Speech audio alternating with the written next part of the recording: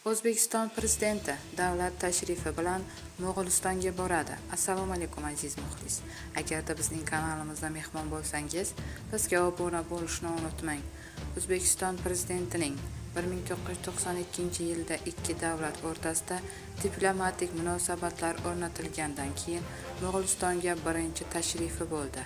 O'zbekiston prezidenti Shavkat Mirziyoyev Mo'g'uliston prezidenti Uxnagayin Xurelsuxning taklifiga binoan 2025-yil 24-25 iyun kunlari davlat tashrifi bilan Mo'g'ulistonga boradi.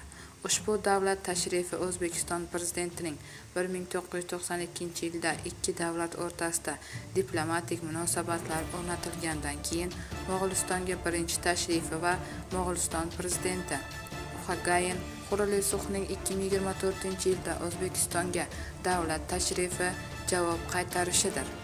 Davlat tashrifi chog'ida Mo'g'uliston prezidenti va O'zbekiston Respublikasi prezidenti rasmiy muzokaralar o'tkazadi. Ikki davlat o'rtasidagi do'stlik va hamkorlik aloqalarini kengaytirish va rivojlantirish, mintaqaviy va xalqaro maydonlardagi o'zaro hamkorlik masalalari yuzasidan fikr almashadi.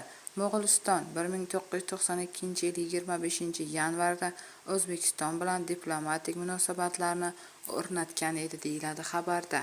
Bu xabarni barcha yaqinlarimizga jo'natib qo'yamiz hamda videomiz ostida bir dona like tugmasini bosishni unutmaymiz.